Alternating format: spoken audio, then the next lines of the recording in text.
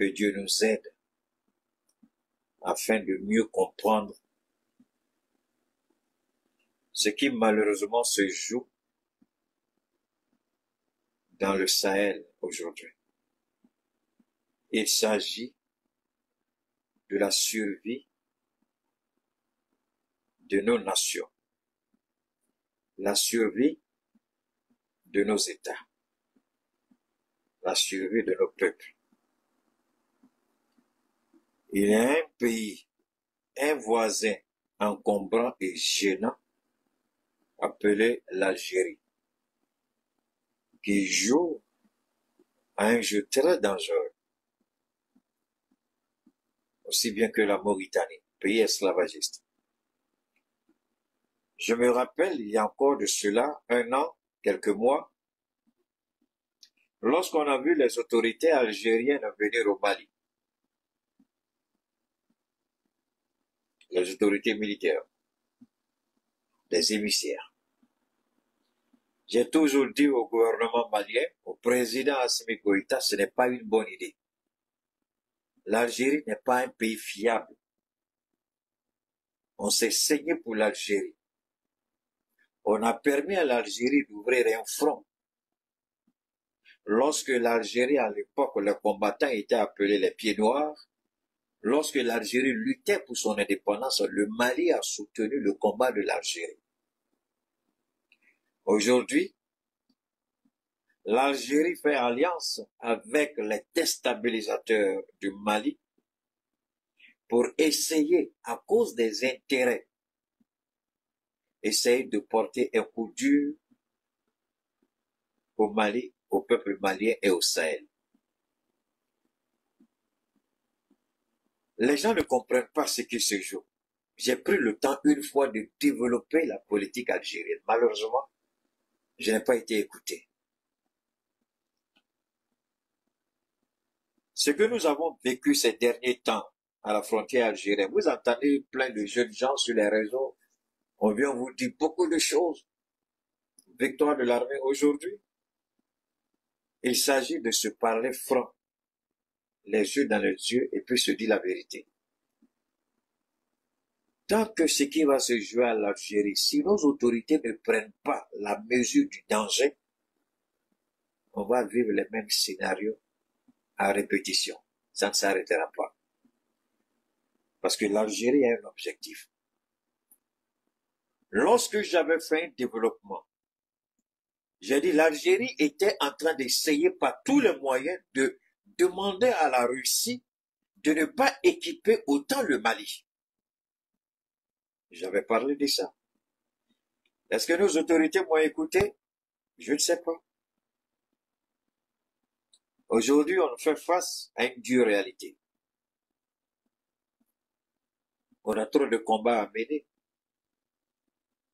Si l'Algérie vient s'ajouter sur la liste, je ne dis pas qu'on va perdre.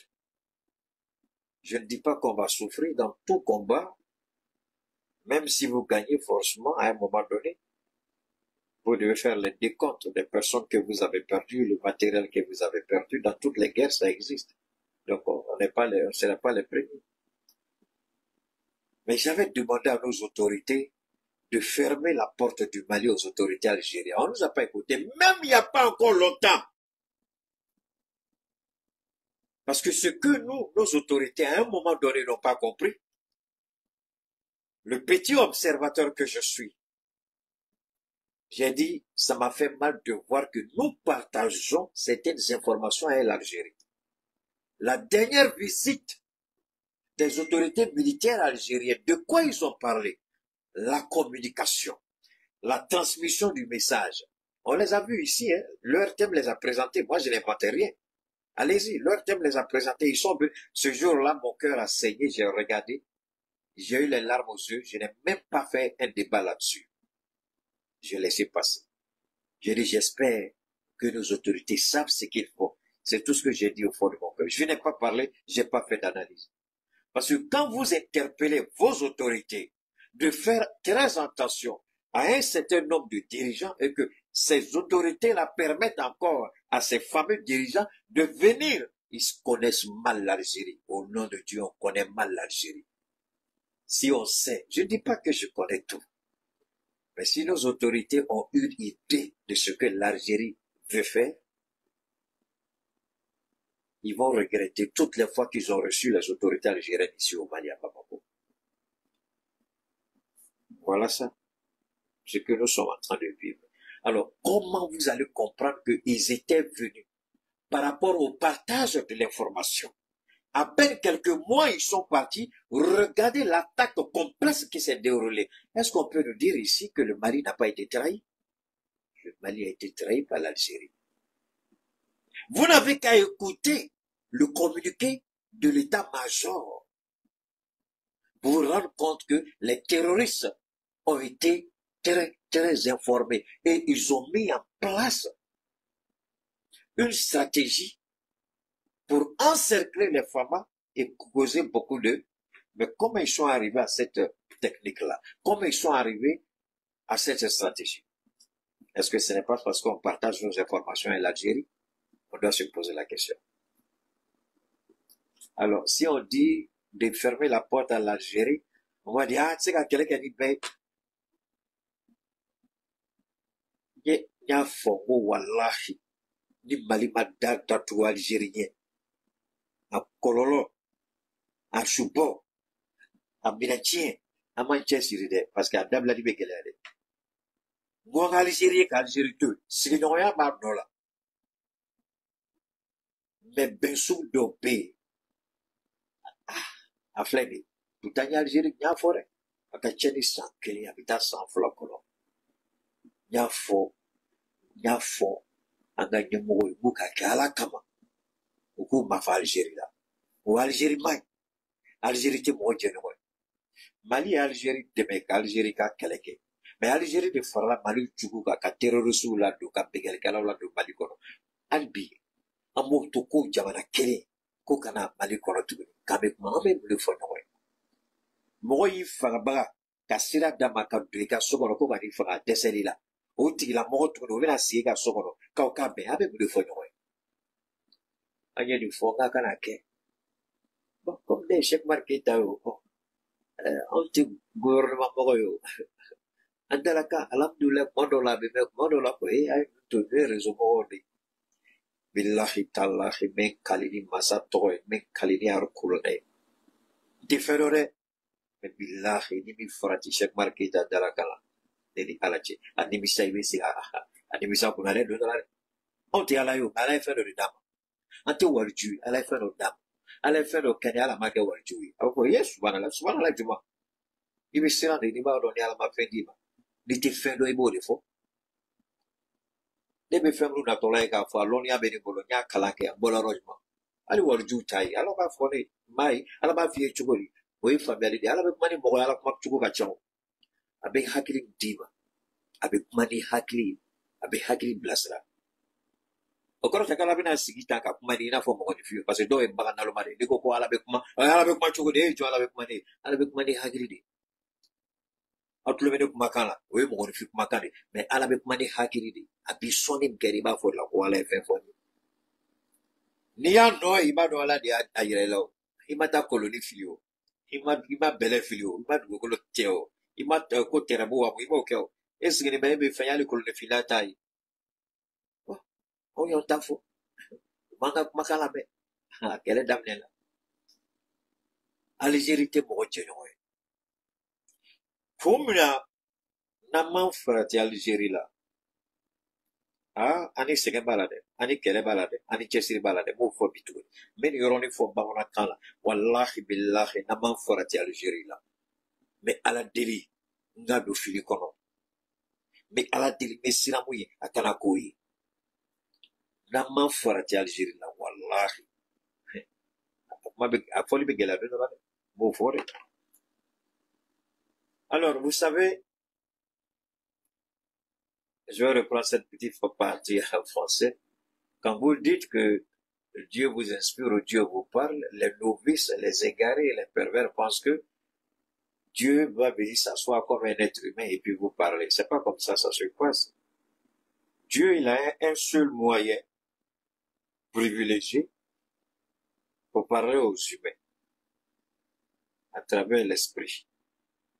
il vous éclaire, il vous guide, il vous avertit.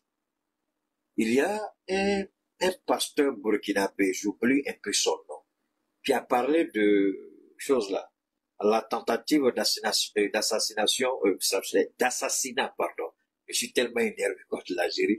Il y a un prophète burkinabé qui a parlé de la tentative d'assassinat de Donald Trump. Il dit qu'il a parlé ça et sa fille qui est aux États-Unis.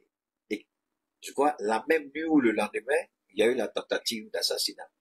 Il dit, je ne suis pas prophète, mais Dieu m'a fait le don de voir les choses et de prévenir. Je ne suis pas pasteur, je ne suis pas ce monsieur. Dieu fait ce don à qui il veut. Vous n'avez pas besoin d'avoir des doctorats en théologie, Dieu s'en fout. Même le petit ménageux, le balai de rue, Dieu peut l'inspirer, Dieu peut lui parler. J'ai toujours dit, Dieu parle à tout le monde. Il suffit tout simplement de prêter une oreille attentive. Pourquoi on n'arrive pas à comprendre quand Dieu nous parle? Parce qu'on est sous l'influence du diable. Comment ça, Keïta? Le diable passe son temps à préoccuper l'esprit de l'homme sur les choses éphémères de ce monde. Je répète. Pourquoi beaucoup n'arrivent pas à entendre quand Dieu parle? Dieu parle par l'esprit. Le diable, le futé, le malin, le rusé, qui a aussi un esprit, mais l'esprit malin. Voilà pourquoi Dieu l'appelle l'esprit malin. Il s'évertue à occuper l'esprit de l'homme sur les choses éphémères de ce monde, de sorte que on n'arrive pas à entendre cette voix de la sagesse de l'esprit de Dieu quand il nous parle. Parce qu'on est préoccupé à multiplier les milliards si on en a, à multiplier les millions si on en a, ou à devenir millionnaire si on n'en a pas. Et cette préoccupation fait que on est concentré sur les choses de ce monde. Je vais être le premier à l'école, la première en classe, je vais avoir mon bac, je vais avoir mon ceci. On est tellement concentré sur ces choses-là. Voilà la maison que je veux construire, la voiture que je veux, la femme que je veux, le mari que je veux, la chaussure que je veux, la robe que je veux, la voiture que je veux, les lunettes que je veux, c'est ça, je veux. Le diable est content, il dit, ah, c'est bien ça. Allez, il faut toujours, pendant que tu es focalisé sur ça, quand Dieu t'appelle, mon fils, tu n'entends pas, parce que ton esprit est déjà calé sur quelque chose. Très peu arrive à laisser Dieu. Alors, cette réalité, c'est quoi? Je vais vous expliquer.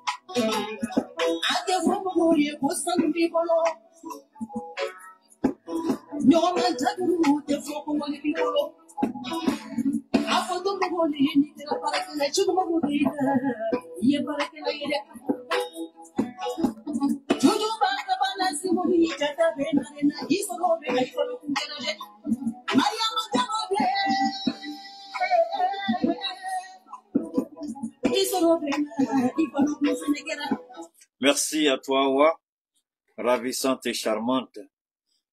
Merci infiniment. Et n'oubliez pas, je vous en prie, pour vous abonner sur ma page, Cheikh Oumar Keïta. Évidemment, j'ai aussi une nouvelle à vous annoncer très bientôt.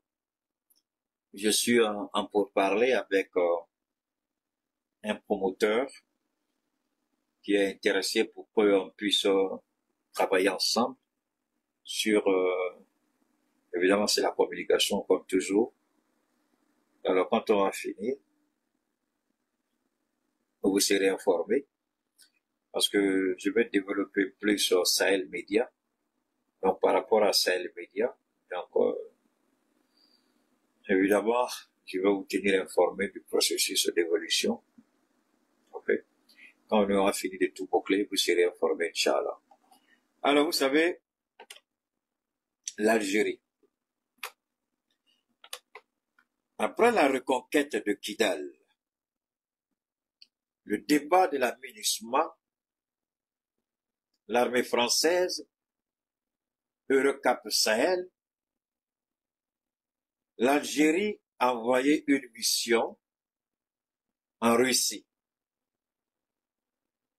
J'avais eu écho que les Algériens n'étaient pas contents à la Russie, mais je ne savais pas que c'était arrivé à un point aussi avancé.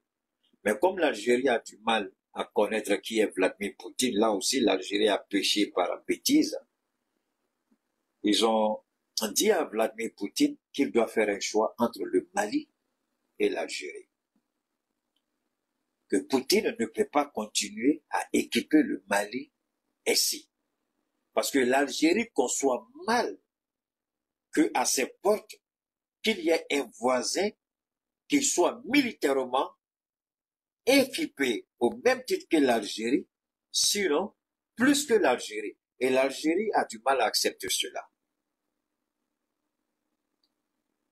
Le fait que la Russie est en train de développer un certain nombre de projets économiques, des projets de développement, construction de centrales nucléaires, ce n'est pas tout. Probable mise en place d'une compagnie aérienne pour le Sahel, développer le transport ferroviaire entre les trois États, et bien d'autres projets que les trois pays ensemble peuvent financer. Et l'Algérie a dit cela de la pire manière parce que tellement énervée, elle n'a pas su se retenir, elle a dit des choses qu'elle n'aurait pas dû dire. Et moi personnellement, j'ai pris le temps de lire. Ça, c'était avant l'attaque des terroristes. J'ai pris le temps de lire. L'Algérie dit à la Russie que la Russie, c'est pas la première fois, je crois que c'est la troisième fois où l'Algérie interpelle la Russie qu'il faut que la Russie arrête d'équiper tant le Mali. Alors, Poutine n'est pas du genre à faire du chantage ou des menaces. Pour la simple raison que l'Algérie dit qu'en Afrique, elle est la première puissance militaire qui achète plus d'armement avec la Russie. Oui, jusqu'à une certaine époque, c'était vrai. Mais les trois pays réunis dépensent plus que l'Algérie elle seule. Ça, c'est un premier point. Et à cause du Mali aujourd'hui et des performances dans le Sahel, la Russie est en train de gagner plus qu'elle n'a jamais gagné avec l'Algérie. Parce qu'il y a d'autres pays qui ont commencé à demander à la Russie de les équiper. C'est pourquoi la Russie ne souhaite pas et ne veut pas qu'un pays se compare au Mali. Alors si l'Algérie était peut-être un peu intelligente, elle allait comprendre que lorsque l'Union européenne a décidé d'imposer plus de 21 000 sanctions à la Russie, fermer le marché européen à la Russie, cela n'a pas empêché la Russie d'être aujourd'hui la première puissance économique dynamique. Attention, comprenez bien le français, parce que quand on dit économie dynamique, avec une première puissance économique, c'est pas la même chose. Ok, souvent les gens mélangent tout, ouais, c'est pas la même chose. Ok, même on parle beaucoup de la Chine, mais c'est pas vrai. La première puissance avec performance économique, c'est la Russie aujourd'hui dans le monde, même pas les États-Unis. Mais vous n'avez qu'à écouter les Américains, leur campagne, pour vous rendre compte que les Américains ont perdu la première place il y a longtemps. Vous n'avez qu'à écouter la campagne américaine pour vous rendre compte. Vous n'avez pas besoin de Keïta pour ça. Vous pouvez me détester, vous pouvez me dire que je suis menteur, et je m'en fous effectivement que vous me dites que je suis menteur ou pas, mais la réalité est que si vous allez écouter ce qui se passe, parce que là aussi, Pour confondre Keïta, peut être d'accord, ne pas être d'accord avec Keïta quand il parle, allez vous informer dans ce pays-là parce qu'il y a des presses qui parlent. Vous n'avez qu'à aller écouter. Moi, je ne vais pas là-bas prendre pour venir vous donner. Mais j'ai moi ma façon à moi, comme je l'ai dit toujours, Allah subhanahu wa ta'ala, qui m'inspire. Je ne suis pas Chris Yapi, je n'ai pas de formateurs de gauche à droite. J'ai un seul informateur, Allah, c'est tout. Je n'ai pas deux. Maintenant, je vous dis, allez, si vous voulez savoir, si vous pensez que j'ai dit faux, allez là-bas. Parce que vous ne verrez pour le moment aucun média, aucun magazine dire que la Russie est la première. Parce que ce serait grave. Il faut maintenir la rhétorique du narratif selon lequel ils sont toujours les premiers dans tout. Même si c'est faux. Il faut maintenir ce narratif qui est mensonger. Mais la réalité, c'est pas ça. La réalité, comment vous allez savoir que le narratif est faux? C'est quand vous écoutez les opérateurs économiques, les investisseurs, quand vous écoutez les ressortissants, quand vous écoutez ce qui se passe dans le pays, c'est là que vous vous rendez compte que, attendez, mais ce narratif-là tient plus. C'est là que vous vous rendez compte qu'ils mentent, mais ils refusent de reconnaître la vérité. Alors, je le redis. L'Algérie, si elle était un peu intelligente, elle aurait dû se dire qu'un pays qui supporte 21 000 sanctions et qui arrive à être une économie la plus performante au monde, la plus dynamique, alors l'Algérie devait réfléchir par deux fois avant de dire qu'elle va menacer la Russie d'aller acheter ailleurs. Elle peut le faire, on s'en fout éperdument. Alors, pour comprendre pourquoi l'Algérie restera une menace permanente, je vais développer d'abord comment fonctionne l'Algérie. L'Algérie vend des illusions. La plus grande dictature de l'Afrique maghrébine, de l'Afrique arabe, la plus grande dictature, c'était pas la Tunisie, c'était pas Moubarak en Égypte, c'est l'Algérie à la date d'aujourd'hui. Alors, je vais vous expliquer un peu.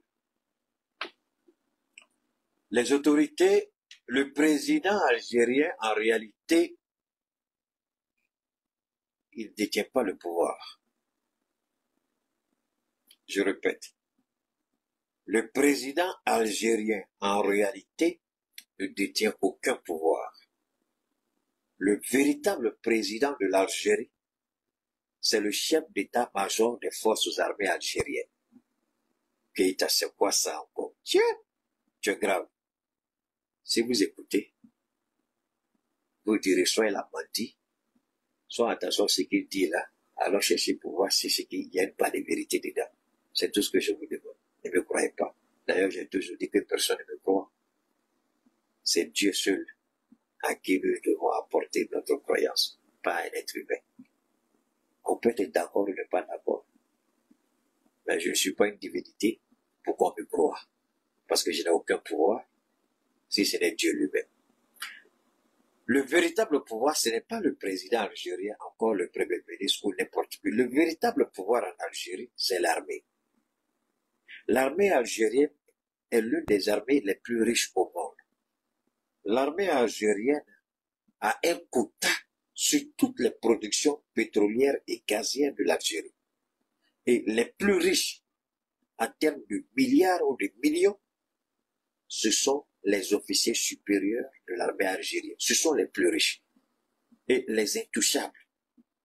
Qui que vous soyez, magistrat, peu importe, président, peu importe, vous ne pourrez jamais toucher. L'armée algérienne est une véritable mafia qui décide ce que doit être l'Algérie.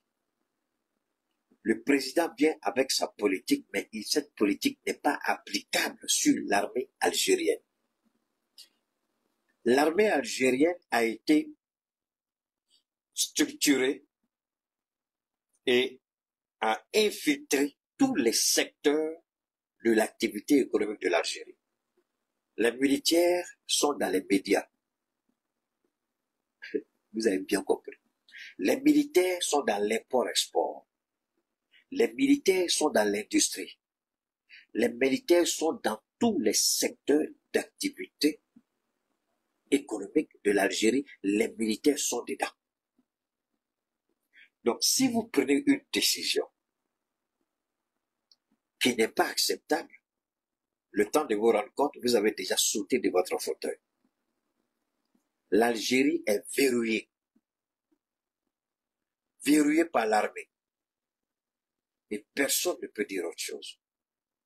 L'armée algérienne est au-dessus de la constitution algérienne. L'armée algérienne est au-dessus du président algérien. Allez dire ça partout où vous voulez et dites que Keïta met n'importe quelle personne au monde de défi de venir prouver que ce qu'il a dit est faux. Si vous avez le temps des analyses, allez en Algérie et allez vous informer. Si j'ai dit vrai ou faux. Le véritable pouvoir en Algérie, c'est l'armée. C'est pas le président. Le président, ce n'est que la façade. C'est comme la Birmanie. Vous croyez que les Birmans, ils sont en train de copier sur qui? La Birmanie est en train de copier sur l'Algérie. La Birmanie. Sur l'Algérie. Alors,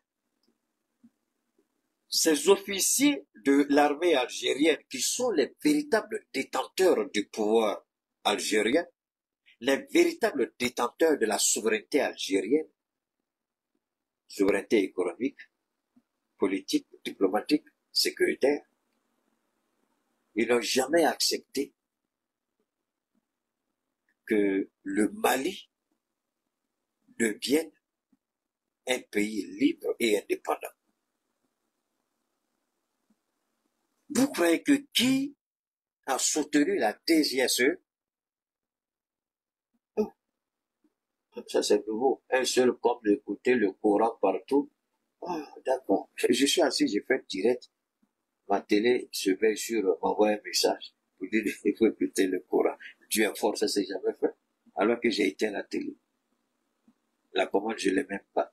Ça s'est allumé tout seul. Ça, c'est la puissance de Dieu. C'est bon. Croyez en Dieu, je vous en prie. Alors, comment pensez-vous que le passage des terroristes de la Libye au Mali s'est opéré? Je me rappelle, il y a des journalistes algériens qui ont dénoncé le double jeu de l'armée. Certains ont été liquidés, certains ont disparu, et d'autres on leur a dit où tu te tais, où tu disparais. En Algérie, il n'y a pas la liberté de la presse. Tu n'es pas garçon en Algérie pour critiquer l'Algérie et puis rester en Algérie. Il n'y en a pas. Alors, moi, je ne sais pas trop comment expliquer ça. Parce que souvent aussi, il y a des choses quand ça se passe. On est tellement énervé que quand on veut parler souvent, il y a des choses, on dit, les autorités vont se passer. Donc, ils sont obligés vraiment de parler doucement, doucement, doucement, pour que les autorités comprennent. Parce que là, je suis très remonté, quoi. Bon, là, Dieu vient de me faire bénédiction. Il dit, les meilleurs récités du monde, de nouvelles voix en vous tendent. Ok, je vais me connecter. Ça, c'est comme ça. Le Coran Pro, ok. Et je n'ai pas téléchargé, mais c'est sorti. Sur ma télé. C'est compliqué dans mon studio encore. Dieu, non, Dieu est fort, c'est pas vrai. Alors, vous savez, ce sont les militaires. J'ai parlé des journalistes. Deuxièmement, il y a des politiciens algériens qui ont dit à l'époque que ce que vous êtes en train de faire, laisser ces terroristes venir déstabiliser le Sahel, ça va se répercuter contre l'Algérie. Arrêtez. Ces politiciens-là, certains ont été arrêtés, certains ont été liquidés. C'est l'Algérie. Le pouvoir algérien, le président à l'époque, n'est pas celui qui a permis aux terroristes de descendre au Mali. Peut-être que cet élément-là, parce que souvent, quand j'écoute nos autorités, oui, c'est l'OTAN, oui, c'est la France, mais jamais nos autorités ne pointent du doigt la responsabilité de l'Algérie. Même si la France voulait que l'Algérie avait dit non. Ce qu'on vit aujourd'hui, on n'allait pas le vivre. Donc, quand on accuse l'OTAN, quand on accuse la France, je vous en prie, il faut ajouter le nom de l'Algérie sur la liste. Je demande pardon. Choguel, comme toi, tu aimes bien ça, à cause de Dieu, faut pas oublier l'Algérie. c'est pas un bon voisin. C'est un voisin déstabilisateur. C'est un voisin terroriste. C'est un voisin raciste. L'Algérie. Je continue. Donc, c'est le service de renseignement militaire algérien, le service de renseignement extérieur militaire algérien qui a travaillé avec la DGSE pour permettre aux terroristes de venir dans le nord du Mali. Je mets n'importe quelle personne au défi de prouver que tout ce que je dis, c'est que c'est faux, ce n'est que pure invention. Je mets n'importe quelle personne, si tu es né d'une femme et d'un homme, ancien spermatozoïde de futurs cadavres, si tu crois que tu as ces garçons, je te mets au défi. Apporte-moi la preuve que j'ai tort. Même l'Algérie même sait que ce que je dis là, elle ne peut pas démontrer que tout ce qui c'est faux. L'Algérie même sait que ce que je dis est vrai. Quand je vous dis qu'il y a certains services de renseignement, quand ils sont en direct, ils viennent écouter. Je vous ai jamais dit le nom de l'Algérie, c'est pas ça. Ajoutez l'Algérie sur la liste désormais. C'est pas seulement les services de renseignement occidentaux. L'Algérie est dedans. La Côte d'Ivoire est dedans. Le Sénégal est dedans. Le Bénin est dedans. Quand je suis connecté, ils sont là. Et je sais que vous êtes là, vous m'écoutez. Prenez plaisir parce que je vais vous dépêcher tous, sans exception. Alors, voilà l'Algérie. Donc, pour bien comprendre ce que nous vivons aujourd'hui avec l'Algérie, ce sont les autorités militaires de l'Algérie, en complicité avec la DGSE. À l'époque, quand Sarkozy a tué Mouammar Kadhafi, c'est eux, de connivence avec la France, ont permis aux terroristes de traverser l'Algérie avec armes et munitions, armes lourdes, pour venir s'attaquer au Mali. L'Algérie n'est pas le seul, pour ne pas dire la seule. Le Niger était dedans. Donc, une partie est passée par l'Algérie, l'autre est passée par le Niger, c'est le Tchad qui n'a pas voulu. Alors, l'Algérie et le Niger sont les deux responsables. Pas le Niger du général Thierry, je parle du Niger de ceux qui étaient là avant. Alors, maintenant, quand vous avez compris tout ça, ça c'est la première étape que je veux que tout le monde comprenne bien. Parce que pour comprendre ce qui se joue dans le nord du Mali, si vous vous limitez seulement au narratif, au terrorisme, oh bon, les femmes ont fait ça, les femmes ont fait ça, vous n'allez pas, oui, vous allez être content des performances de nos forces armées, ça c'est certain. Mais est-ce que vous allez comprendre grand chose dans ce qui se joue? Est-ce que, quel est pourquoi? C'est des questions qu'on doit se poser. Pourquoi? Quelles sont les raisons? Mais si vous ne remontez pas pour comprendre, d'abord, ceux qui ont permis, parce que l'Algérie est toujours dans la même posture. Le chien ne change pas sa façon de s'asseoir. L'Algérie qui a permis, puisque aujourd'hui c'est l'Algérie seule qui doit mener ce combat. L'Algérie le menait à l'époque avec le Niger de Bazoum. Vous avez même entendu Bazoum dire que les terroristes sont mieux équipés que nos forces armées. Vous avez entendu Bazoum même dire que Meneka va tomber. Vous avez entendu Bazoum même faire des prédictions. Alors, sur quelle base Bazoum faisait ces prédictions-là? Parce que Bazoum était en contact, 1, avec le renseignement algérien, 2, avec la DGSE.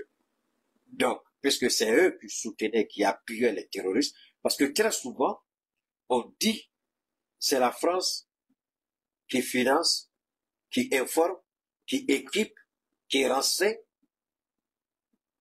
et qui soutient le terrorisme. Mais c'est pas seulement la France. Je suis au regret, c'est pas seulement la France. L'Algérie le fait de façon très intelligente.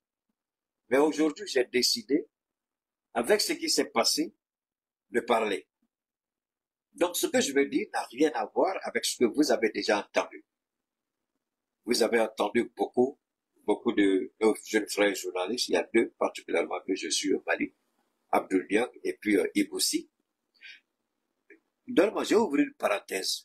Tu vois, Iboussi, si vous connaissez Iboussi, moi je le connais, c'est mon jeune frère. cause de Dieu, envoyez si vous voulez couper cette partie-là, puis envoyez à Iboussi. C'est d'accord, écoutez.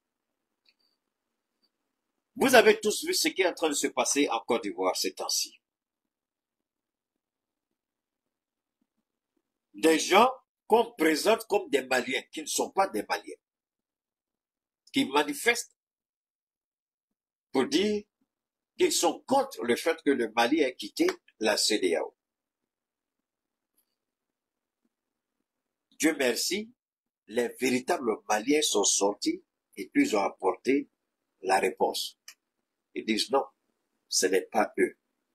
Alors, Iboussi, tu vois, quand les gens t'appellent de la Côte d'Ivoire, et puis ils te disent, Akana Watara Dogare, Akana Ketane, Akana Dota, Akana Bota, Iboussi, quand on te dit tout ça, j'espère que tu commences à faire la part des choses. Quand Keïta vous dit, il ne rentre pas dans un jeu, vous allez trouver que Keïta il est trop gonflé, trop orgueilleux, c'est pas ça. Mais Dieu adore, et Dieu aime, et Dieu apprécie. Keïta, ça faut le Dieu adore. Si tu, quand je dis adorer, si tu prends dans le sens humain, tu n'as rien compris. Parce que chaque fois qu'on dit Dieu, en tout cas, quand Keïta dit Dieu, ne le prend pas sur le, ne fait pas, je sais pas, si la compréhension est littérale, tu n'as rien compris. C'est pas une compréhension littérale. Ça veut dire que Dieu est fier. Il est content puisque lui-même dit. Parce que tu l'as dit chaud du froid, je te vomis. Alors, depuis quand vous avez vu Dieu vomir quelque chose, ou Dieu vomit quelque chose, mais pourtant sa parole dit vomit. Alors, est-ce qu'il faut prendre ça de façon littérale ou il faut prendre ça de façon spirituelle? Ou bien, c'est pas vrai? Allez-y, lire les écritures saintes de Dieu. Hein? Vous pouvez pas attaquer Keïta sur ça. Vous êtes tous oubliés. Laissez ça. Alors, quand je dis, faisons attention, quand souvent j'interpelle mes jeunes frères, je dis, vous ne connaissez pas la Côte d'Ivoire telle que je la connais. Vous pouvez prétendre, vous pouvez vous taper la poitrine de vous causer parce que vous recevez certaines informations, mais même dans mon pire sommeil, ce que je peux dire, vous n'allez jamais pouvoir le dire dans la lucidité la plus absolue de votre personnalité. Je n'ai pas dit quelqu'un, mais tous ceux qui croient qu'ils connaissent la Côte d'Ivoire, dans mon pire sommeil, ce que je vais dire, vous n'allez jamais être capable de le dire dans votre plus grande lucidité. Parce que je connais trop ce pays. Je servis. Je connais. Quand j'ai dit à l'autre, j'ai dit, voilà, les Maliens qui sont là-bas, là, je suis plus ivoirien que tous les Maliens qui se disent Maliens en Côte d'Ivoire. Moi, je suis clair dans mes propos. Alors, voilà. Alors, vous comprenez, la dernière fois quand j'ai dit ça, les gens m'ont dit, voilà ça aujourd'hui. Ce sont ceux-là qui appellent certains ici pour leur donner des informations. Ce sont ceux-là qui disent aux gens ici, ah, putain. Et c'est ceux-là aujourd'hui qui se lèvent pour dire qu'ils sont contre le fait que le Mali décide de sortir de la CEDEAO. Dieu merci. Il y a une association, un groupement, une organisation de véritables Maliens qui sont sortis pour dire c'est faux. Alors, quand je dis aux gens ici, faites attention quand vous recevez les appels d'Abidjan. Je sais ce qui se joue là-bas. Vous n'avez aucune idée. J'étais dans l'appareil de l'État en Côte d'Ivoire. Vous allez me dire quoi que je ne sais pas. Alors, on va continuer. Alors, l'Algérie, aujourd'hui, juste seul. Le Mali récupère Kidal. Déception de l'Occident, déception des États-Unis, déception de l'Union européenne, puis déception de l'Algérie. L'Algérie qui aurait dû nous soutenir et nous accompagner. Alors,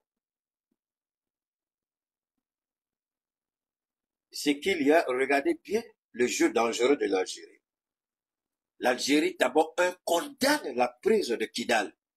Alors, moi, j'ai été étonné que comment l'Algérie qui a condamné la prise de Kidal par le Mali, que nos autorités ont accepté de recevoir des soi-disant officiels de l'armée algérienne ici à Bamako. Ça a été fait.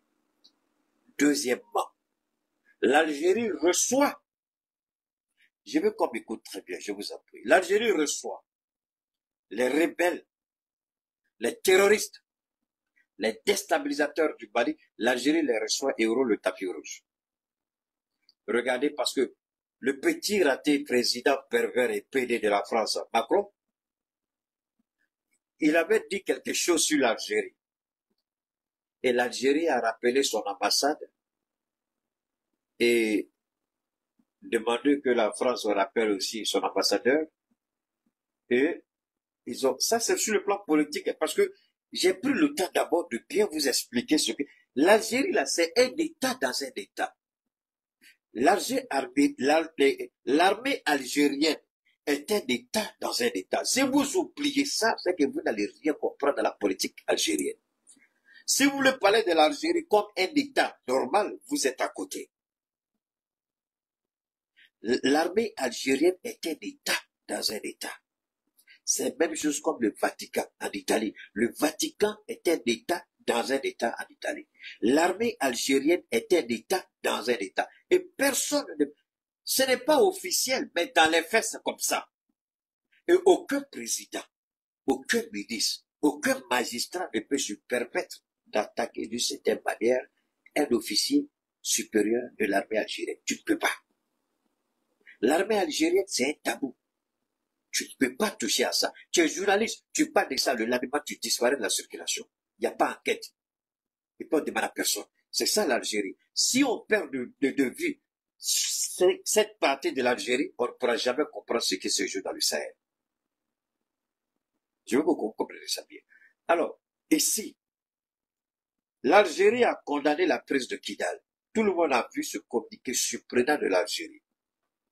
Alors que l'Algérie a tenté, elle, à son niveau, de financer la guerre dans le Sahara occidental, le Front Polisario contre le Maroc.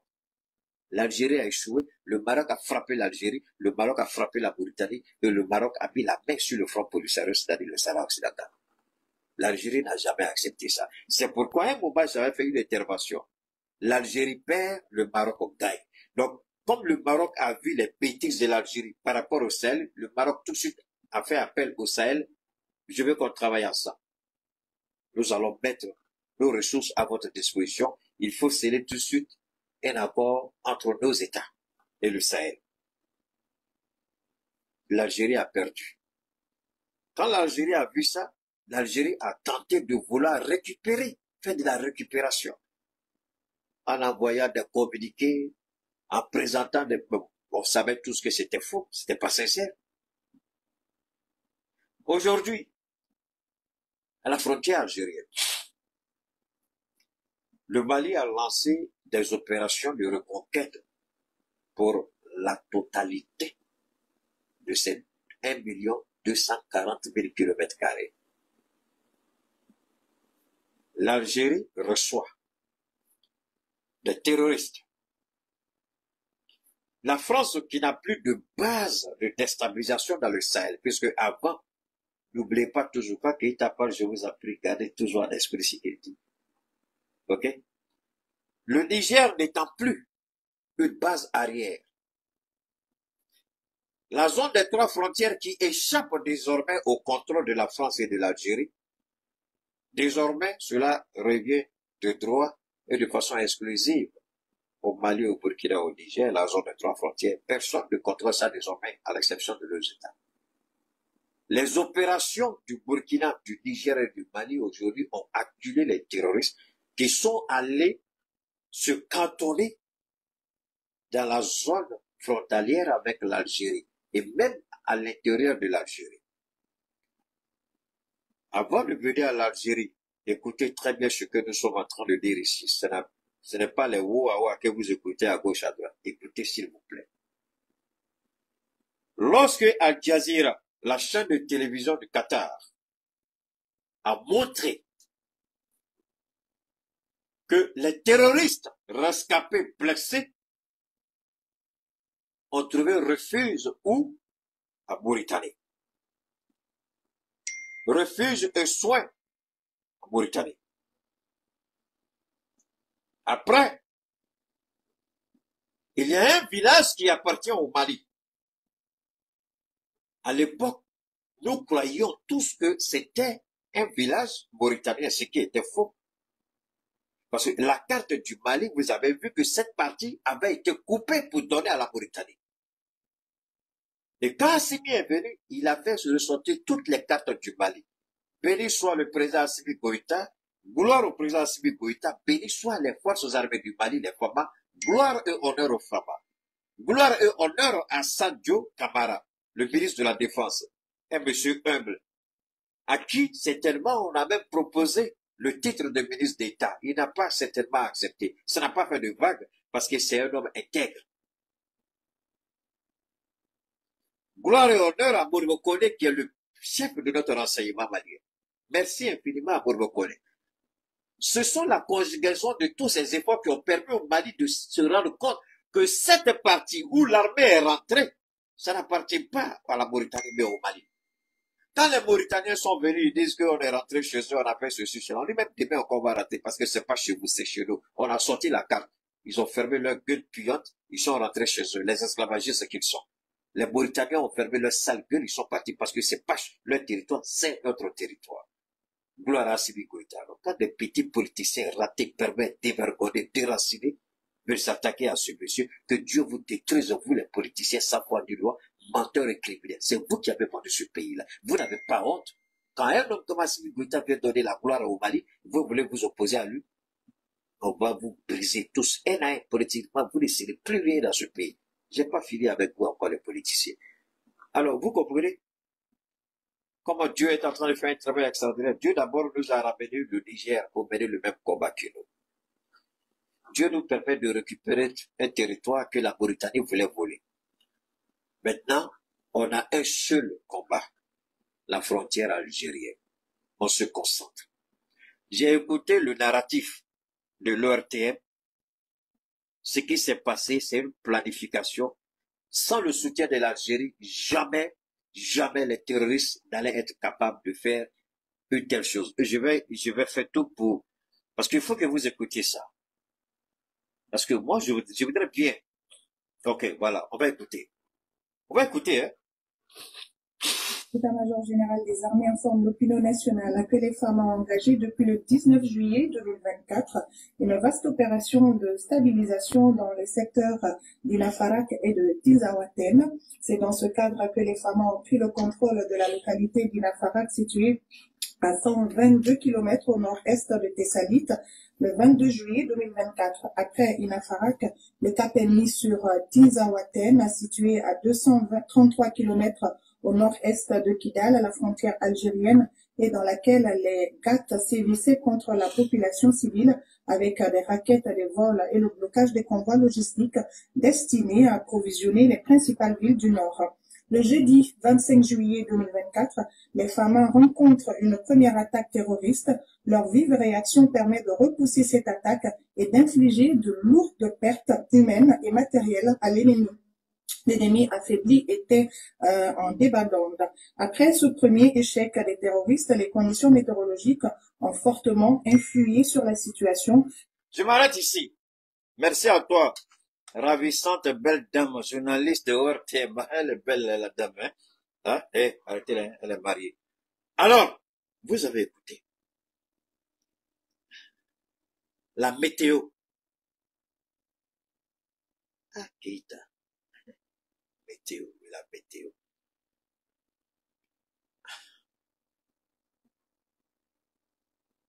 Vous voulez que je parle? Je m'arrête. Chacun n'a qu'à faire sans partage. Puis on va commencer. Keita, pourquoi? Hein? On va reprendre. Écoutez, partagez, sans. Je vous donne 1 minute chacun, sans partage. Les nouvelles personnes, n'oubliez pas de vous abonner, hein. Et très bientôt, on va mettre notre chaîne en place. C'est le média, ok? C'est pas Sahel TV, c'est Sahel Média. Mais il y aura le logo. J'attends vos propositions de logo. Jusque-là, j'ai pas encore reçu, hein. Donc, parce que quand j'ai même mon logo, ne venez pas me dire, ah, Keita, tu aurais dû faire. Non, je vous donne le choix. Si vous connaissez des gens qui sont vraiment bons en infographie, il faut leur dire, ok, le logo du Sahel Keita, ce sera Sahel Média. On va écouter à la dame. On va réécouter ce qu'elle a dit. Était en débandade. Après ce premier échec des terroristes, les conditions météorologiques ont fortement... Les conditions météorologiques. La météo. Je vous ramène lorsque Adolf Hitler voulait conquérir la Russie, il a fait une mauvaise planification sans tenir compte de l'évolution de la météo en Russie. Les Russes étaient contents, ils attendaient les Allemands. Quand la neige a commencé à tomber, les Allemands, sans que les Russes ne tirent une seule balle, tous les soldats allemands sont morts dans la neige. Ils n'ont jamais pu attaquer. C'est de ça que Donald Trump a parlé cette semaine. Il a dit que la Russie a vaincu Hitler. Vous avez vu ça, non? Donald Trump. Il dit, est-ce que l'Ukraine peut gagner un petit... La Russie, la personne n'a jamais gagné la Russie dans le monde. Les conditions de la météo. Les terroristes sont assez stupides pour ne pas réfléchir comme ça. Les terroristes sont assez idiots pour ne pas réfléchir comme ça. Il a fallu 2 conjugations de 2 services de renseignement. L'Algérie qui connaît la zone frontalière et la météo. L'Algérie a apporté son expertise aux terroristes. Je dis, ne vous attaquez pas au Mali. Tant que je suis vivant, Dieu me donnera toujours cette intelligence, cette compréhension facile et simple des choses compliquées pour les autres. Et puis développer. Vous avez mal choisi l'Algérie. Je demande à l'état-major de réfléchir un peu. L'état-major des forces armées du Mali. Je demande au service de renseignement extérieur du Mali, au service de renseignement militaire, de réfléchir un peu. Pourquoi cette attaque est à cette période précise? En ce moment-là, quelle météo nous avons au Mali, au Burkina? La pluie. La pluie. Avant de commencer le direct, j'ai vu qu'il y a des inondations au Burkina, il y a des voies qui ont été coupées au Mali aussi. Il y a, la pluie est en train de monter en puissance. Donc, à la frontière algérienne, quel genre de climat nous avions? Alors les terroristes, sous l'impulsion du renseignement algérien et français, mènent une première attaque contre nos forces, qui repose sur l'attaque. Et au regard de la météo qui subitement change, les terroristes tout de suite s'adaptent. Ils ont du renfort, ils s'organisent. Pendant ce temps, nos soldats ne peuvent pas avoir un renfort. Donc, ils reviennent en force, avec d'autres équipements, avec des drones. Et cette fois-ci, l'Algérie a montré son véritable visage, car les utilisateurs de drones dans ce combat précis, c'étaient des Ukrainiens qui ont été reçus, hébergés par l'Algérie. Donc, les drones qui nous ont attaqués, les drones de reconnaissance qui étaient pilotés par les Ukrainiens, c'est avec l'aide de l'Algérie. Soyez le meilleur soldat au monde, avec la meilleure technologie militaire au monde. Si l'environnement est défavorable, vous allez subir des pertes. Ça, c'est le monde. Personne ne peut contre ça. Les soldats ne sont pas des demi-dieux, ce sont des êtres humains. Et il y a certaines conditions climatiques, la météo en un mot. Si ces conditions-là vous trouvent dans une certaine position, et en même temps l'ennemi décide de frapper, même si vous allez gagner ce combat, dans un premier temps, les premiers instants, vous allez perdre forcément les hommes. Ça, c'est inévitable. C'est ce qui est arrivé au Mali. Et la France, la presse française, les faux comptes dans nos pays, ils se sont donnés à cœur joie pour commencer à dire que les FAMA, il y a eu ceci, il y a eu cela.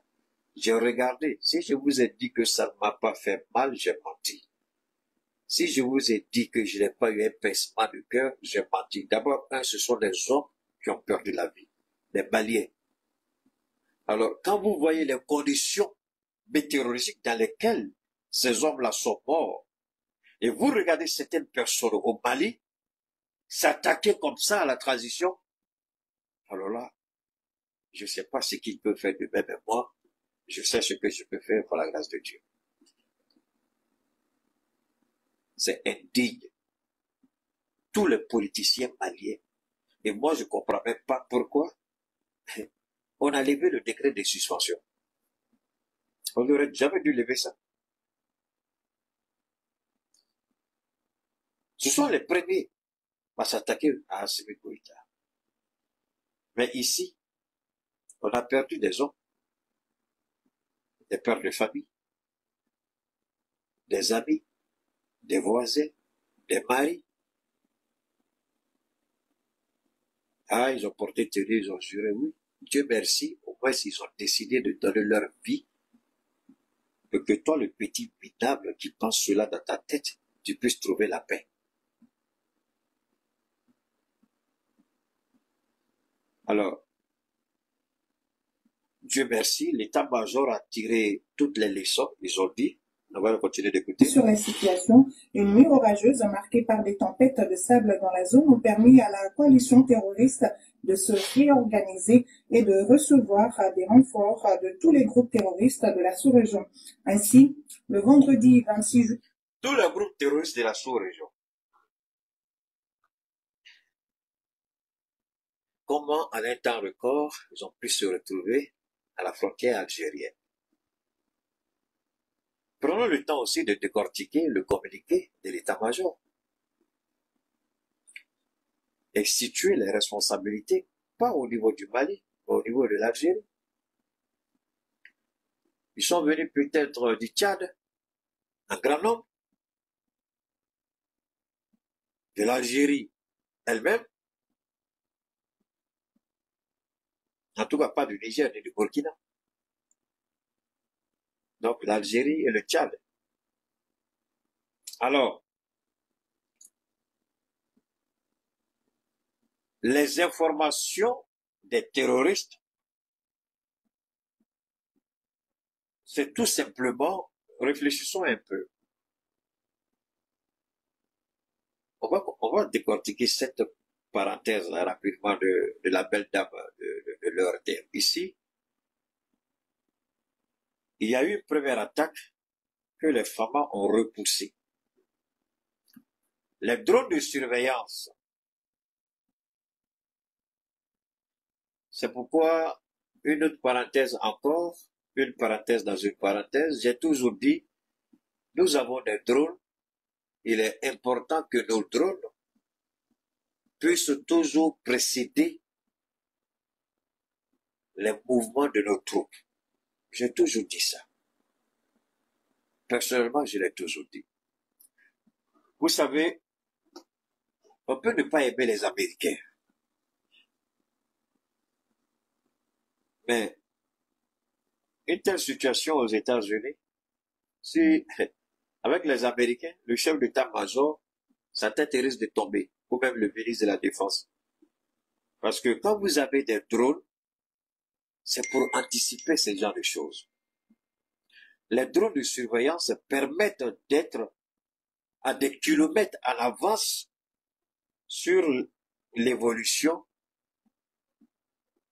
de, je sais pas, ça peut être un contingent, ça peut être un bataillon, en tout cas, puisqu'ils étaient en ratissage. Donc, logiquement, les drones dans les nuages, invisibles à l'œil nu, avec des caméras, peuvent dire tout de suite, attention, il y a un mouvement de troupes à tel ou tel. Le drone peut être stationné pendant des heures.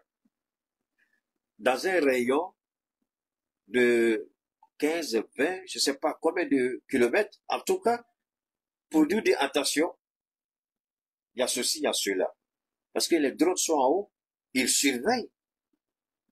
Donc, le drone, sur chaque 5 kilomètres, le drone vous donne toutes les informations dont vous avez besoin. C'est un exemple que je donne.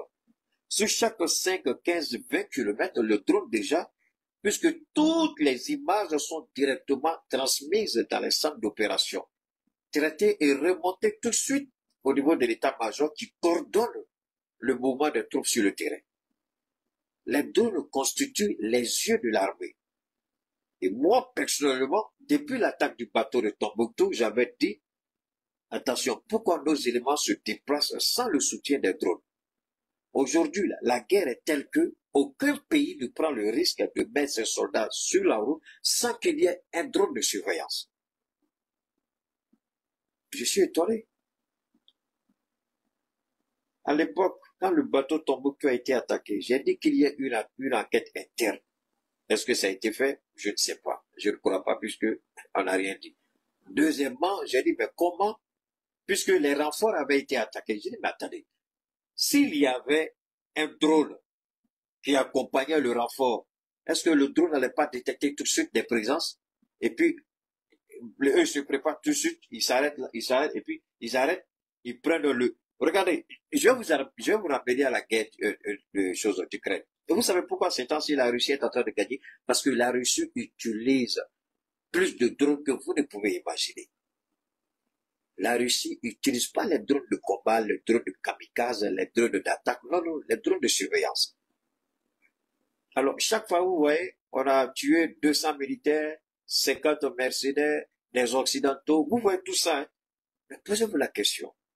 Et il y a une chaîne, Eben Media, il dit toujours que les drones coordonnent les positions des militaires ukrainiens avec le centre d'opération. Tout de suite, ils ont les coordonnées et puis ils envoient les missiles dessus. Mais est-ce que le drone là ne peut pas donner les coordonnées?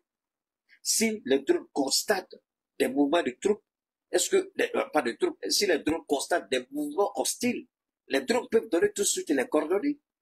À partir d'un point A, on envoie tout de suite des missiles là-bas.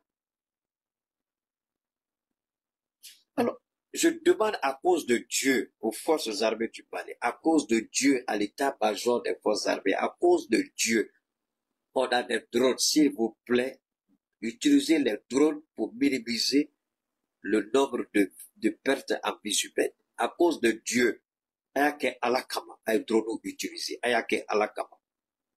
État-major, ayake alakama, ay drone utilisé, ay sabali, ay drone utilisé. Drone c'est katanye, 5 km, kilomètre duru tan mois. Le drone fait faillir, aba jachi kata, au yebala, bebaye. Mais nous serons sous le bois, alors que drone be, sera sous le bois kata, ou ta do fait mouiller. Mais drone sans koyo de ou. Kou blasera, ou tatola, ay jota, jugu be yefe. Ou ka position fle. Missile be flikata, be kwa koutache. Avec continuer la cassera. Maintenant, faut le sur le souka, nga botte, ma be kata, be, ambuscadou la, ko jandaru ya, daru ya. Mais drone n'a pas éboué. Ko drone n'a pas mavra fene odi. Ka do fe beye. Ka lejeli ke, ka koloshili ke. N'a faut le sur le soupe bo, ka ratissage ke, drone ka bofa, befe. Ka sera ou la je. Li fe be, drone kibara mechi, attention, yoro la dibe dibe. Mais donc, ma ke, drone bambolo, anga sur le soupe fene dibe toala, ou kuma fene foli ka gelene. Monsieur les membres de, vraiment, faites attention, enfin, faites pas attention, faites un effort, pardon, franchement, pour minimiser les pertes en vie de nos soldats. Les drones sont là pour ça. Les drones de surveillance sont ils sont là-bas. Ils sont là-bas. Les drones peuvent donner tout de suite la position des terroristes, mais il faut utiliser les drones. Pourquoi la Russie gagne aujourd'hui cette guerre en Ukraine? C'est à cause des drones que la Russie utilise. C'est pas les drones de combat ou les drones kamikazes, mais les drones donnent les positions de l'armée ukrainienne ou des mercenaires. Tout de suite, les informations sont transmises et peut en avoir des missiles là-bas. C'est terminé. Pardonnez. Je vous en prie. Utilisons les drones pour surveiller. On a suffisamment de drones pour pouvoir accompagner les militaires dans leur patrouille de sécurisation de la reconquête du territoire. On peut le faire. Le Burkina aujourd'hui le fait. On a plus de drones que le Burkina. Si on a un problème de drones, on n'a qu'à demander au Burkina ou au Niger pour venir nous appuyer. On a besoin de... C'est pourquoi on a un état-major conjoint des 3 pays Pourquoi on ne peut pas demander au Niger de nous envoyer des drones pour entrer? On va en Algérie, que les drones nigériens commencent à surveiller le temps que nos éléments arrivent. C'est cette collaboration qu'on attend. Alors donc, Algérie, à la frontière algérienne, après la première attaque, les drones de surveillance, parce qu'il y a des mercenaires ukrainiens qui sont hébergés en Algérie, qui sont en Algérie, qui ont été recrutés par l'Algérie. Ceux qui pilotent les drones des terroristes, ce sont des mercenaires ukrainiens que l'Algérie a recrutés pour aider les terroristes dans leur combat. Puisque nous, on ne veut pas utiliser les drones. Les terroristes utilisent les drones. Alors c'est en cela que ils ont joué et nous ont un peu piégés. Il faut être honnête de le dire. C'est pas les terroristes, mais c'est ceux qui donnent les informations aux terroristes, c'est-à-dire la DGSE et le renseignement militaire algérien. Ils ont fait de la provocation, une première attaque. Mais en réalité, nous on dit, ah, la première attaque, on a repoussé avec vigueur. C'est pas ça. C'était pas ça. L'objectif, c'était pas ça. Ça, c'était d'abord la distraction. Les terroristes, toujours les premières attaques ne sont que éphémères. Quand les terroristes frappent une première fois, préparez-vous. Parce que c'est en général, la deuxième attaque est la plus meurtrière que la première. Les terroristes ne frappent jamais une seule fois. C'est pourquoi on dit, ah, ils sont venus, on les a repoussés. Ah, ils sont venus, ça c'est la première. Parce qu'ils ont eu une attaque encore d'envergure plus importante. Et c'est ce qu'ils ont fait. Ils ont attaqué une première fois. Ils ont été repoussés. Ils ont vu la puissance de feu de notre armée.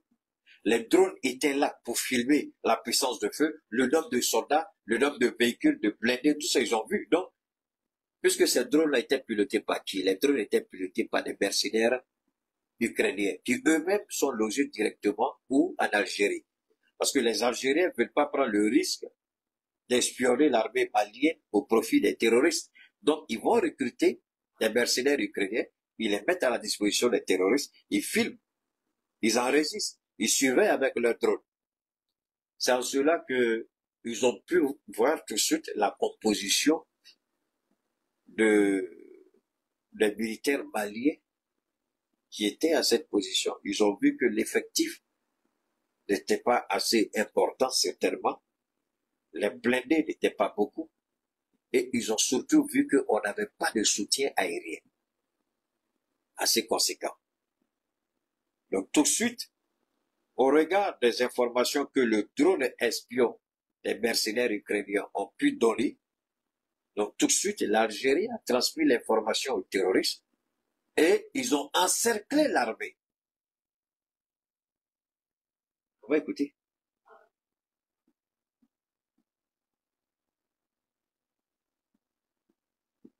Oh là là.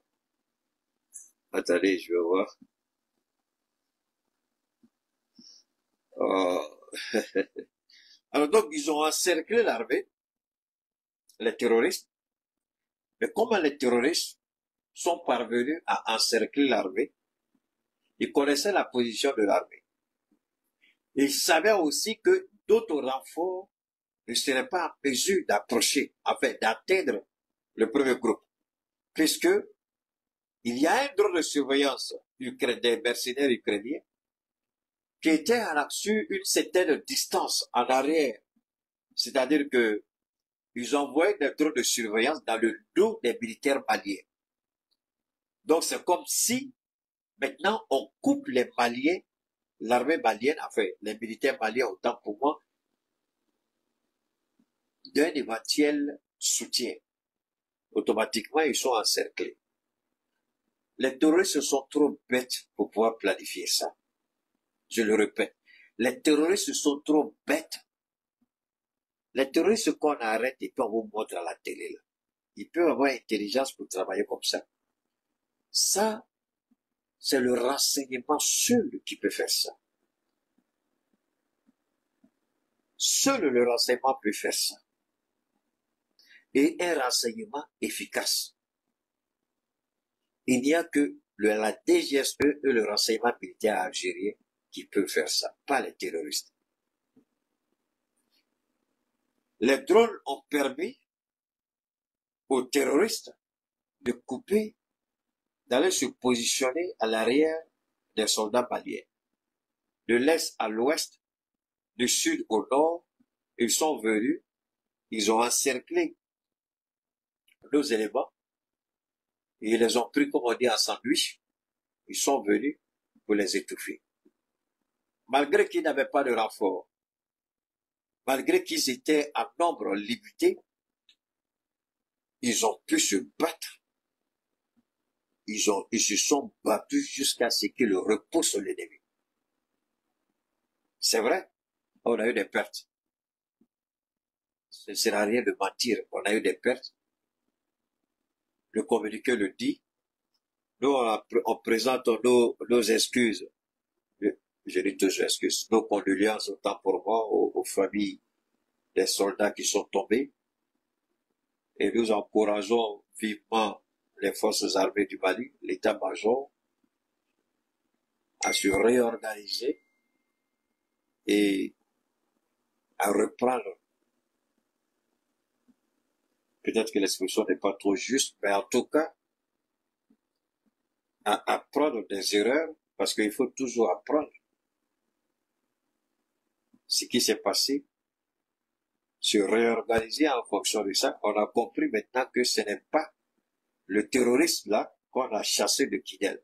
Ceux-là, ils utilisent la technologie intelligente dans leur agression. C'est-à-dire, on a vu dans ce combat-là l'utilisation de drones par les terroristes. Ce n'est pas seulement les terroristes. Les terroristes, là, ils ne peuvent pas aller chercher ces gens-là pour venir. Non, c'est l'Algérie qui peut faire ça.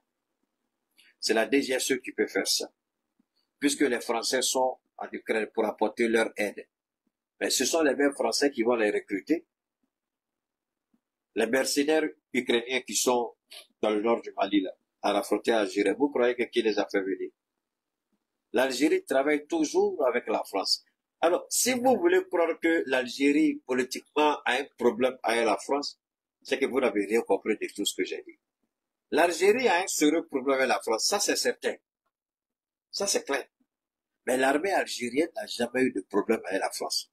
L'armée algérienne a toujours travaillé de concert avec la France. Je vous ai dit que l'armée algérienne, c'est un État dans un État.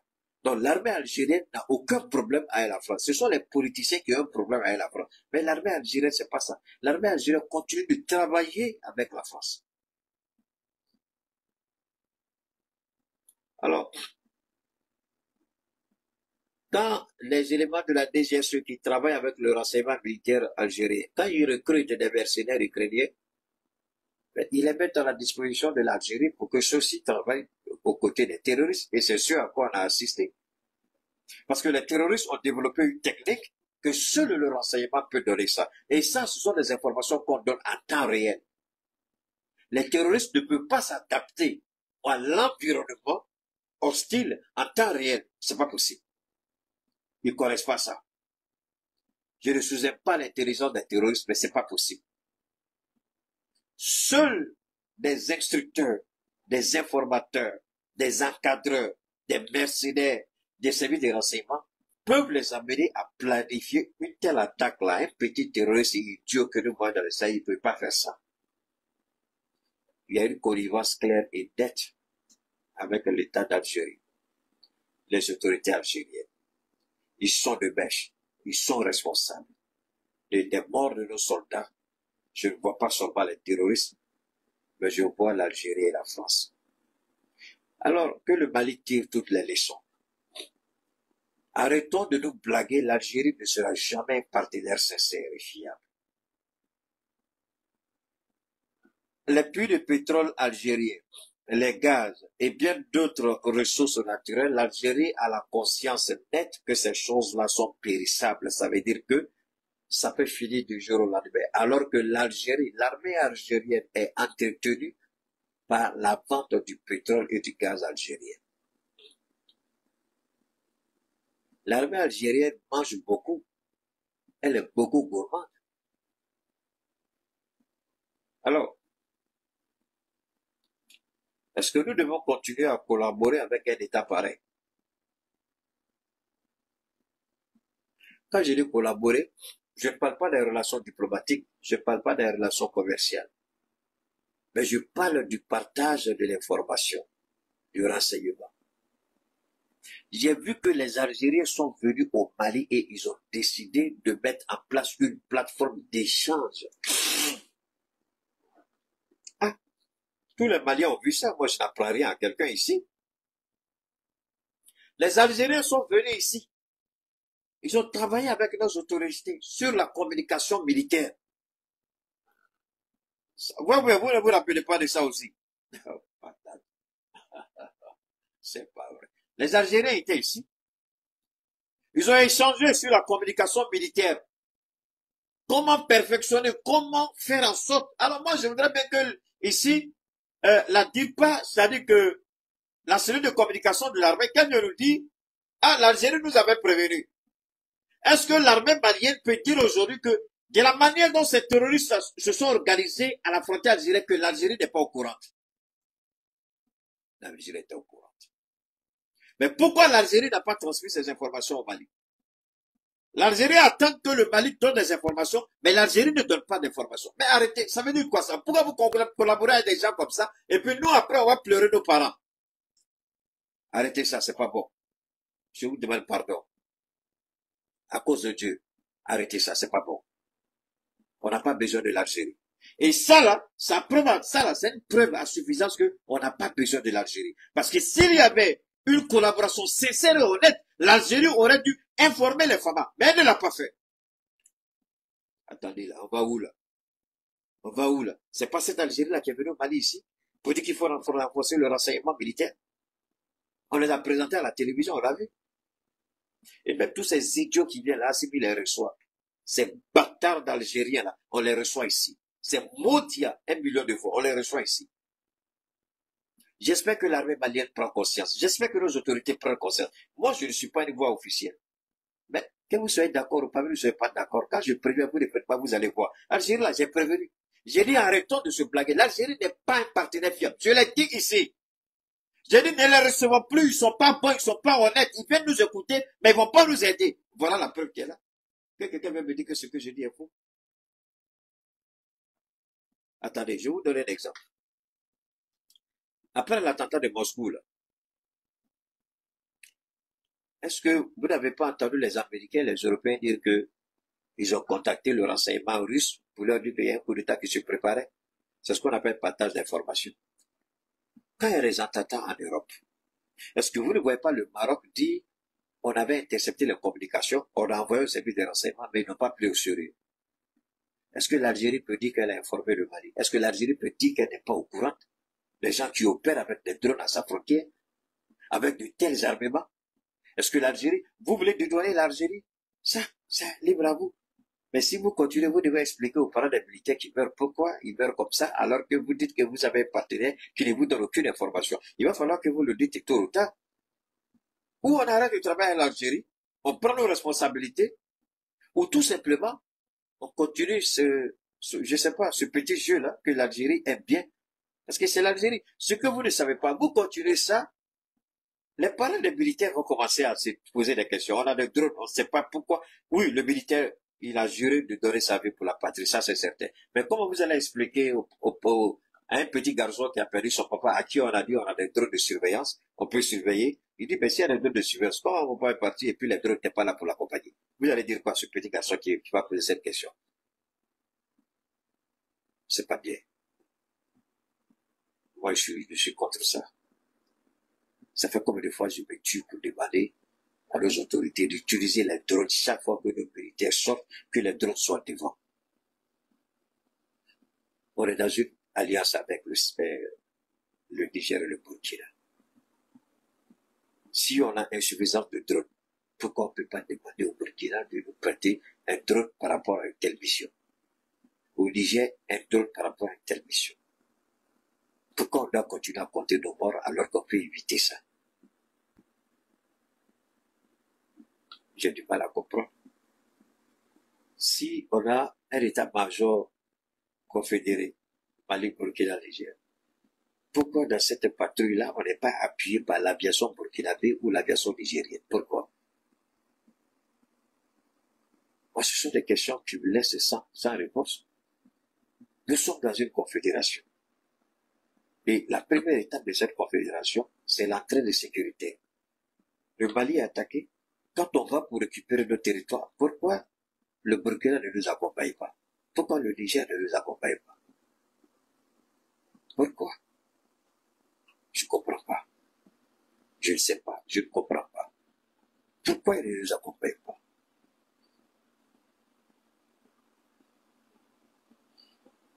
L'Algérie, on peut accuser l'Algérie, c'est vrai. Mais quelle est notre part de responsabilité, nous, en tant que Sahéliens? On est dans une confédération. Si on a des drones qui sont en maintenance, on n'a pas suffisamment de drones pour couvrir toutes les opérations. Pourquoi l'état-major conjoint, on ne peut pas dire au Burkina, est-ce que vous avez des drones supplémentaires parce qu'on a des drones qui sont en maintenance, on a une patrouille, on a quelque chose à faire, est-ce qu'ils peuvent aller appuyer nous? Où est-ce qui est compliqué ici? Après encore l'Algérie. Alors, ce qui est dangereux dans ce qui se passe, c'est quoi? Quand nous, on travaille avec l'Algérie, on leur est dans une confédération. Voilà l'Algérie qui refuse de nous donner des informations qui pouvaient sauver des vies. Mais dans quel genre de relation vous voulez toujours avoir avec l'Algérie? Moi, je demande à nos autorités, quel genre de relation vous voulez qu'on ait toujours avec l'Algérie, alors que les informations que l'Algérie aurait pu nous donner, ces informations-là auraient pu encore sauver des vies. Pourquoi l'Algérie a fait la rétention? Pourquoi l'Algérie ne nous a rien dit? Pourquoi l'Algérie nous cache ces informations? Et elle prétend que nous sommes dans une coopération de renseignement, de partage d'informations. J'ai autant de questions. Je ne peux pas répondre à ces questions et je sais que l'autorité que vous êtes, vous m'écoutez, vous avez ces réponses. J'espère que vous pourrez peut-être un de ces jours donner ces réponses-là au peuple malien. Mais moi, je n'ai pas ces réponses. Parce que je suis dépassé par les événements, je suis dépassé par les faits. On ne doit pas accepter ça, on doit arrêter ça. Si on est dans une alliance, il faut qu'on travaille dans cette alliance. Il faut qu'on utilise toutes les ressources de cette alliance. Ça, c'est ma première chose. Deuxièmement, il faut écarter l'Algérie de toute collaboration et partage d'informations. C'est tout. Et il faut assumer pleinement notre responsabilité, notre souveraineté sur l'ensemble de notre territoire. C'est tout. Ça fait mal, mais l'Algérie est responsable. L'armée malienne, la première attaque de l'armée malienne, c'était pour tester notre capacité, parce qu'il y avait des drones de surveillance. Regardez. Et ils ont attendu, puisqu'ils avaient la météo avec eux. Quand nos soldats partaient, nos soldats n'ont pas fait, ils n'ont pas vérifié, et c'est ça aussi c'est important aussi que nos opérations militaires soient accompagnées par le service, le département national chargé de la météorologie au Mali. Si l'armée ne travaille pas avec la météorologie, la météo, c'est fini. C'est ce qui a tué Hitler. Si vous ne maîtrisez pas la météo, vous êtes mort. Alors, je lance un appel à l'état-major. Je vous demande pardon. C'est le petit que je suis, que Dieu m'a permis d'avoir une certaine connaissance des choses. Je vous demande pardon, messieurs les hauts gradés de notre armée. À cause de Dieu, travaillez à la météo. Demandez à notre service national de la météorologie de vous donner des informations au quotidien sur l'évolution de la météo. En fonction de la météo, vous planifiez vos sorties, vous planifiez vos opérations, comme la tour de contrôle dans l'aéroport. Quand on regarde la météo dit ciel orageux. S'il y a un avion qui doit décoller, on dit tu peux pas décoller parce que le ciel là c'est pas bon. Si tu décolles c'est compliqué. Donc l'avion est cloué, il décolle pas. Mais pourquoi vous ne pouvez pas utiliser la météo dans les opérations militaires? Ah, Allah, et c'est ça aussi, c'est compliqué. Ouais, que toi, tu aimes trop te montrer, tu te vantes, tu es orgueilleux. Merci. Au moins, je donne conseil pour sauver des vies. Je donne conseil pour sauver des vies. Combien de fois n'ai-je pas demandé l'utilisation des drones? Est-ce que ça a été fait? Chacun peut tirer les leçons. Aujourd'hui, je vis encore avec une deuxième information. Utiliser la météo au service des forces armées. C'est tout.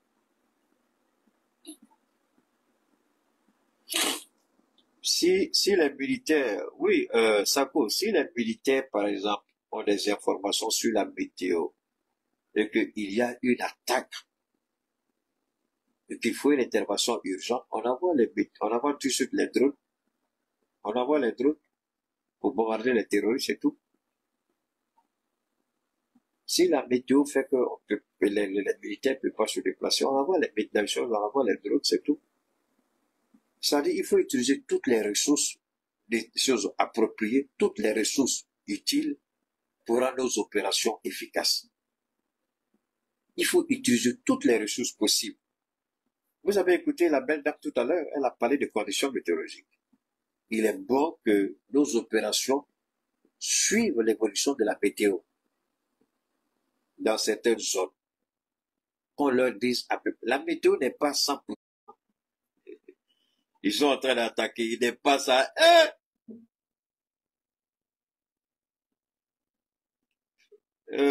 C'est pas vrai, c'est pas vrai. Euh, bon, moi je demande à nos autorités d'utiliser plus la météo pour planifier les opérations militaires, pour avoir une idée sur les conditions météorologiques, pour aider nos soldats sur le terrain. Ça, c'est important.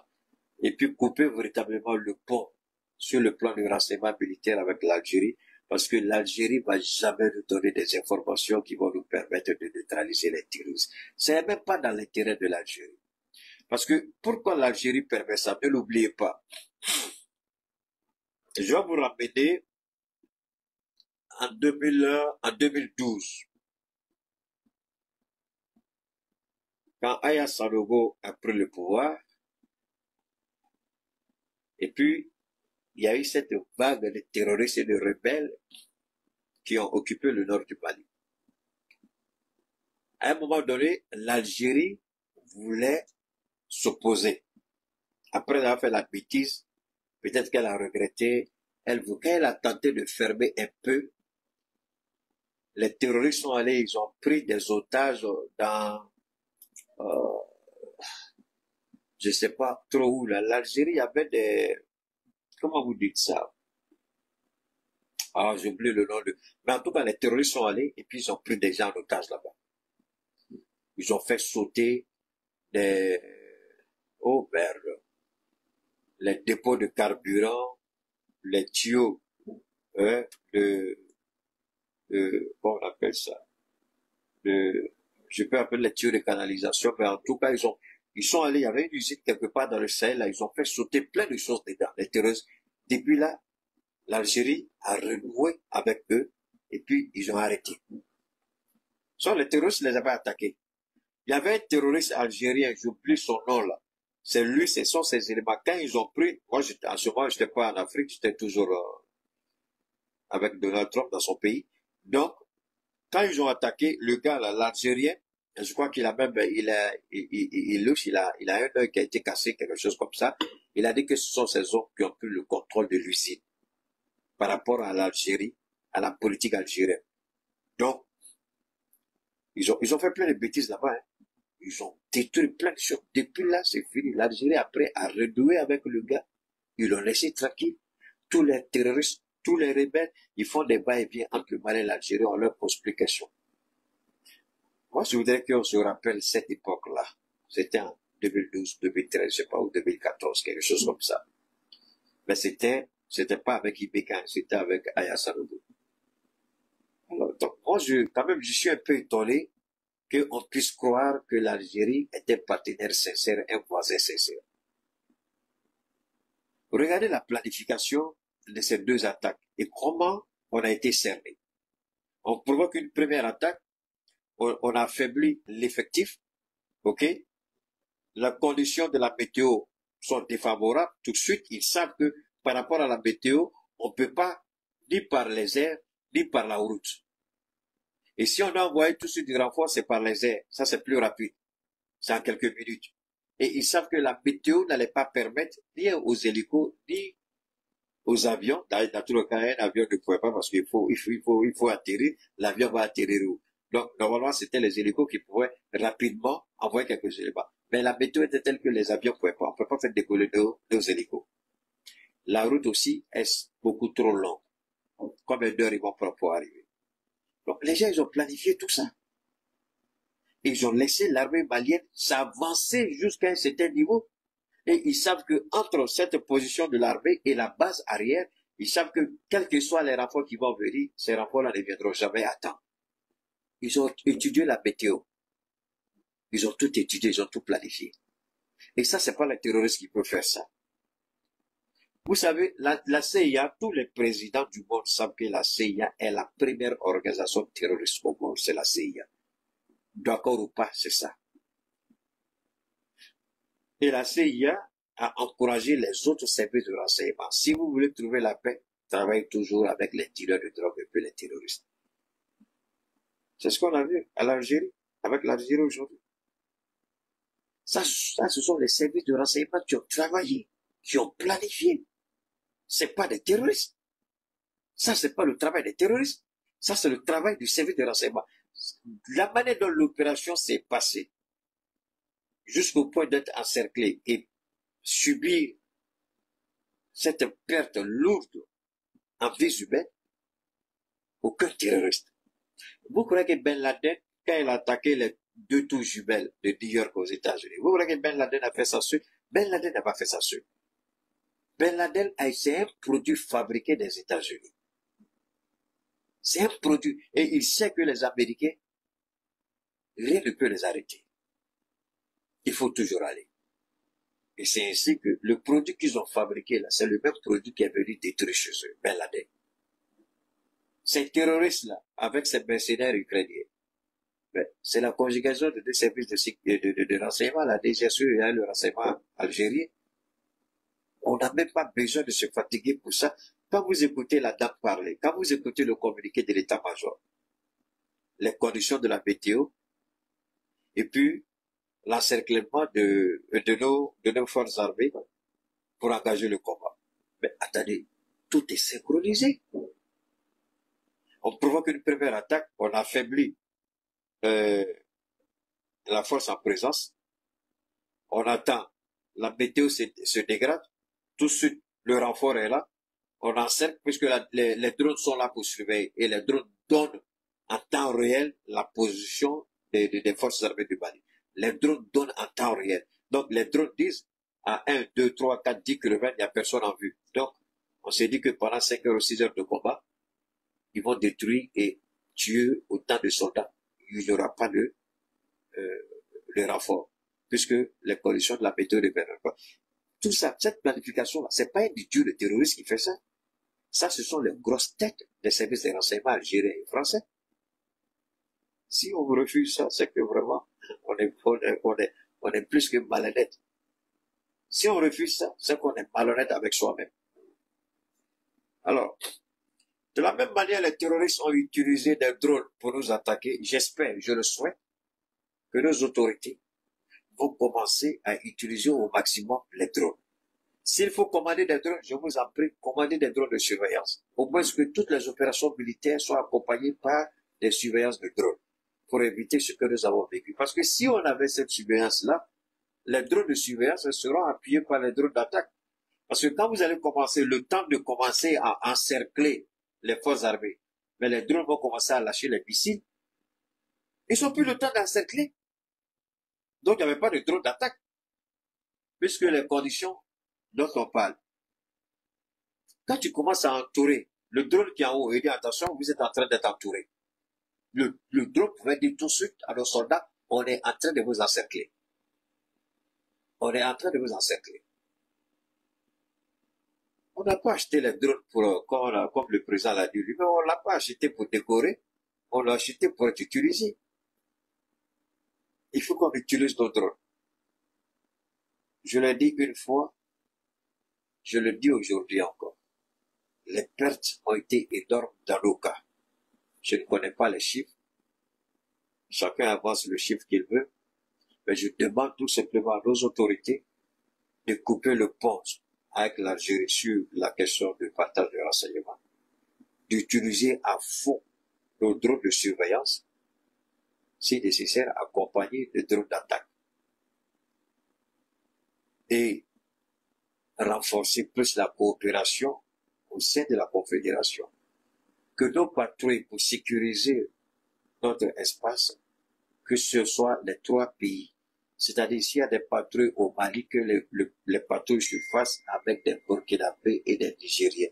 S'il y a des patrouilles au Niger, que les patrouilles se fassent avec des Nigériens, des Burkinabés, des Maliens. On peut détacher dans tous les pays, on peut détacher par exemple, c'est l'exemple que je donne, on peut envoyer 1000 soldats burkinabés au Mali qui vont faire la rotation. Chaque fois s'il y a des opérations, ces 1000 soldats, ces commandos vont accompagner les Maliens. Les Maliens envoient 1000 au Niger, le Niger envoie 1000 au Burkina. Et on travaille de concert. Si on estime que on a besoin d'un drone et que nos drones ne sont pas disponibles, on demande au Niger ou au Burkina de nous envoyer des drones parce qu'on va en opération de reconquête. Ouais. C'est comme ça que moi j'ai compris notre alliance sécuritaire. Mais si ce n'est pas ça, vraiment là que je ne comprends rien encore, c'est que je ne sais pas ce que c'est. Parce que je suis même étonné que chaque fois, ce sont les femmes, parce qu'on regarde, hein. Moi jusque-là, je n'ai pas... Ça existe, mais je parle de moi. Donc je peux me tromper. Pour le moment, je n'ai pas encore vu une patrouille mixte des 3 États en train de massacrer les terroristes dans le pays. Je n'ai pas encore vu. Peut-être que ça s'est fait, je n'ai pas encore vu. Alors si ce n'est pas encore fait, qu'est-ce qu'on attend? Alors c'est pas, c'est pas, c'est pas facile. Bon, quoi qu'il en soit, nous allons, alors on va continuer, on va continuer. Prions Dieu et que vraiment les choses s'arrangent au mieux pour nos États et que on puisse tirer toutes les leçons de ce qui est arrivé. Alors, je ne sais pas, est-ce que vous avez entendu un message de la CEDEAO pour présenter ses condoléances par rapport aux militaires qui sont tombés au champ d'honneur au Mali? Non. Mais vous n'êtes plus membre. Ah, Bachirou a dit qu'on était chose, non? Jusqu'au 31, c'est pas encore fini, non? C'est pas Bachirou qui a dit ça. Même le même Bachirou, on l'a pas entendu présenter ses condoléances au Mali. Bachirou, on l'a pas entendu. Ousmane Sanko, on l'a pas entendu. Alors, que Ouattara ne le fasse pas, je comprends. Que Patrice Talon ne le fasse pas, je suis d'accord. Mais, c'est un peu curieux, là.